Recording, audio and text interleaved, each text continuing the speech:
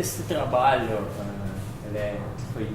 foi feito ou está sendo hecho na Universidade Federal do Paraná, em laboratório de projeto espacial livre. Algumas pessoas este projeto são a professora doutora Silvana Cambuim, da orientadora, a supervisora do projeto, os alunos de pós-graduação, Adriano Machado, Leonardo Silva, Caio Paiva, João e Vitor Araújo, e outros alunos que trabalham em projetos paralelos no mesmo laboratório. Os principais projetos sobre DJI ou mapeio colaborativo em nosso laboratório são sobre qualidade, automatização, usos e usuários e integração. No contexto do nosso trabalho, se necessita falar um pouco de mapeio de referência ou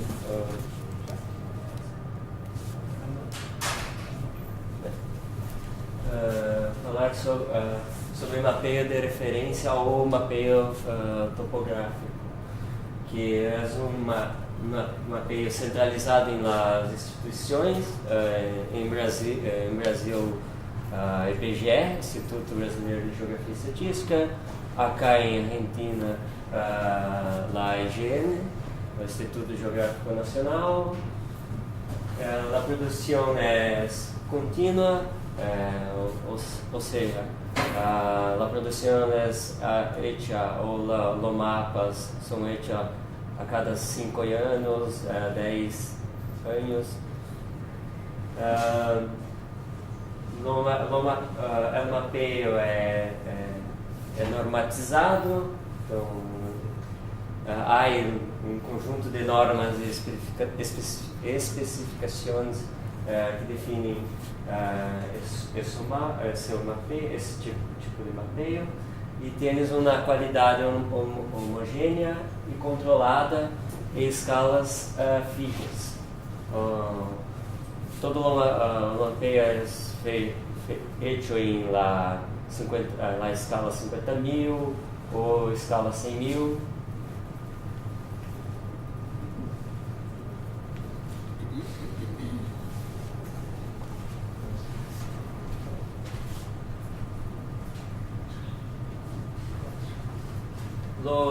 É um mapeio colaborativo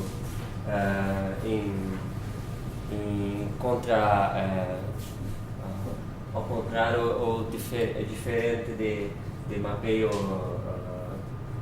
oficial. Surgiu com suporte da web 2.0, ou seja, a web em que as pessoas não somente consomem o conteúdo, pero lo produz. É facilitada pela popularização de dispositivos facilitadores, ou seja, lá smartphone, lá computadora, vindo na necessidade de localizar fenômenos, ou seja, por exemplo, a necessidade de coletar a localização de determinadas espécies de árvores. Serve lá para complementar as lacunas da cartografia de referência. Depois vou mostrar no mapa de Brasil para contextualizar isso. Vem da inteligência coletiva, do crowdsourcing, ou seja, no conhecimento de várias pessoas contribuindo no mapeio. e tem escalas diversas e sem generação. Ou seja, por exemplo, em Curitiba, lá na Universidade Federal do Paraná, pode ser que no centro de Curitiba, no mapeio em OpenStreetMap, estejam em uma escala e as regiões cercanas, a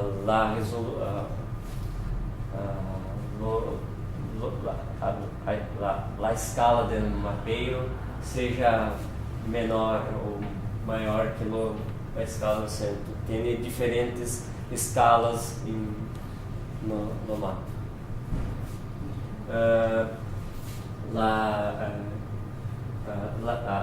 As agências nacionais de mapeio, algumas já utilizam os princípios de mapeio colaborativo para a composição de suas bases, atualização cartográfica, detecção de mudanças nestas bases e coleta de toponímias ou nomes geográficos.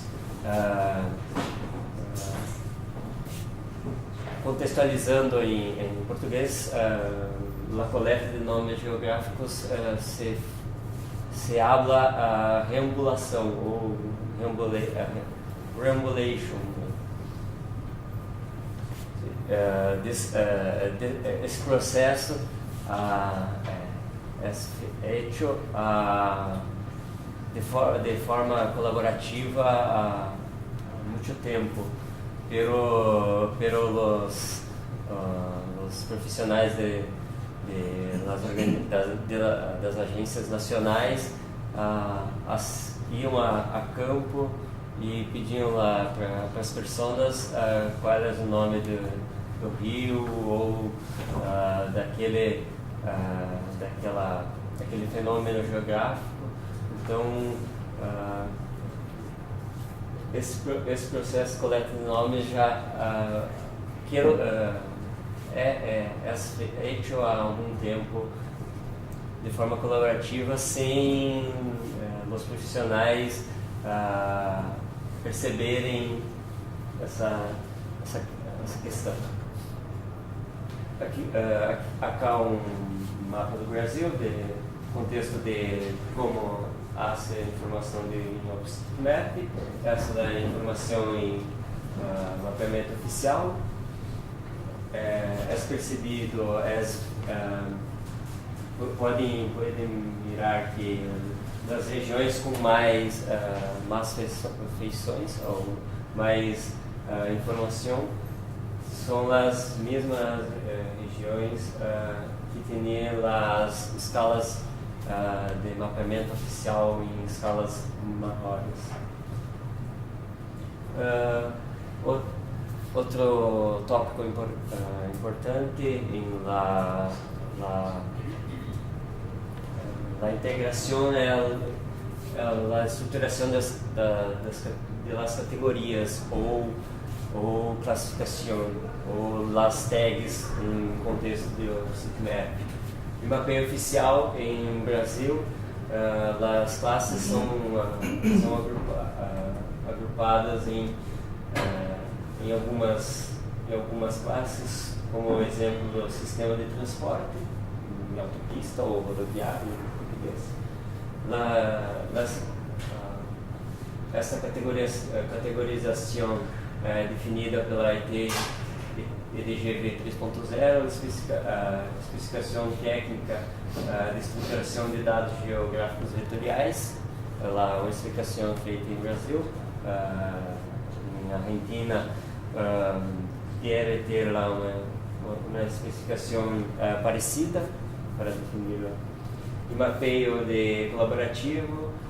Essa classificação é feita por meio de de tags e keys. Detalhando mais a questão da EDGV, ela é um modelo de dados estruturado em UML, assim, virar aqui, e é desenvolvido pelo Departamento de Serviço Geográfico do Exército Brasileiro. Lá, no contexto de OpenStreetMap, a classificação é estruturada em las keys e las tags e las keys. Há-se um trabalho desenvolvido em Universidade de Bremen que a ser reestruturado esta classificação das categorias numa forma de ontologia, ou seja, que permite a relação entre as tags e keys, estruturada em Ontology Web Language.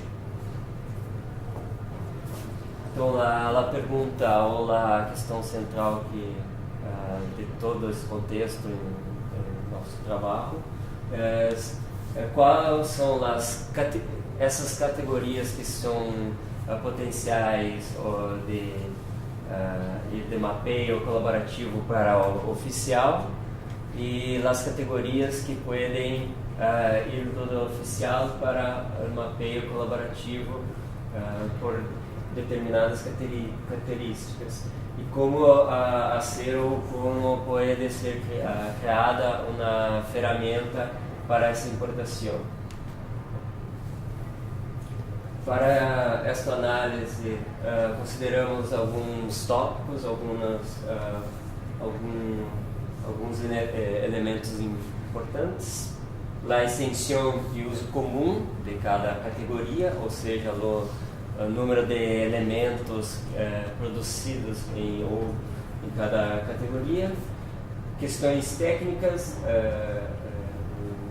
se a informação geográfica depende de uma pessoa com formação especializada ou tem uma questão de equipamentos mais complexos e questão legais, estas informações são produzidas, são definidas por legislação oficial do país.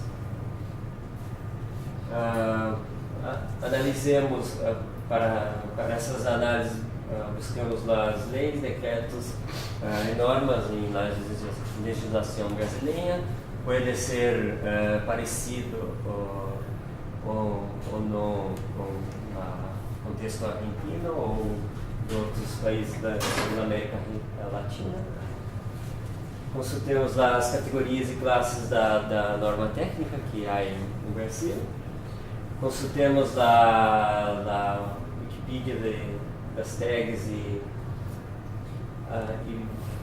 prospectamos sobre a quantidade de feições ou elementos produzidos em cada categoria dessas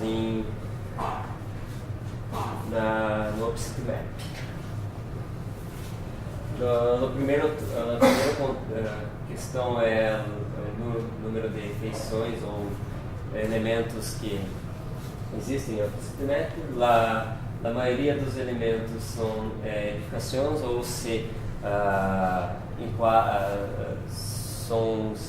estão na categoria de edificações, conforme essas classes são baseadas na norma do Brasil. No segundo, com mais quantidade de elementos, são nas feições de autopista ou autorutas. Além de, a partir dessas classes, a quantidade de informação é muito menor. Então, percebe-se com alguns dados somados a questão legais e de uso, em relação àqueles questões legais e questões técnicas. Percebemos que as feições OpenStreetMap pode contribuir bastante com feições de grande escala, ou elementos que estão em escala de 1 a 50 mil para maior, ou ou seja, 1 para 25 mil, 1 para 25 mil, 1 para 10 mil. Contribui lá no mapeamento colaborativo, também pode contribuir lá em umas pequenas escalas, ou seja, uns 50 mil ou 25 mil para menores, 1 para 100 mil, 1 para 500 mil. No sistema de transporte, autopista, aeroportos e ferrocarris. Em las secções de energia e comunicação, como antenas, redes de alta tensão e saneamento básico. Em la hidrografia, la vegetação, nos sistemas de transporte hidroviários e alguns pontos de referências geodésicos. Os mapeamentos têm no mesmo capacidade ou podem contribuir um pouco. E as pequenas escalas, como ductos, o relevo e limites políticos e administrativos, no mapeio oficial é muito mais, pode contribuir com o mapeamento colaborativo. Alguns exemplos para verificar isso, na questão do mapeio oficial para o mapeio colaborativo, as curvas de nível têm uma dificuldade técnica, além do próprio OpenStreetMap no ter tags para esta informação. Os limites, em Brasil, os municípios, sem os departamentos. Tem a limitação legal, os limites são definidos por leis provinciais ou estaduais, no caso do Brasil. Então, em mapeio colaborativo, a ser um câmbio em um limite não é algo bueno, né? Ainda em questão do relevo ou mesmo pontos de referência geodésicos tem a limitação legal, pois são implementados pela Agência Nacional de Mapeio, exceto se as pessoas podem contribuir informando o estado de conservação desses pontos.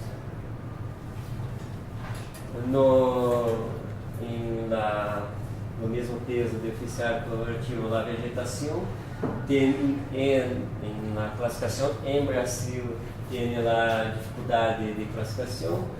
Um exemplo que está em português, pero nem eu conosco o que é uma macega. Esse é um exemplo típico. E a hidrografia tem poucos elementos no mapeio colaborativo e no mapeio oficial. Pero lá, assim como já há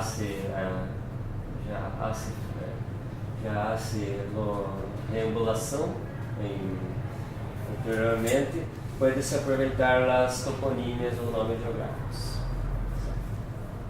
E a última dos exemplos de colaboração oficial, colaborativo para oficial, nas estruturas econômicas, culturais e de entretenimento, ou seja, tiendas,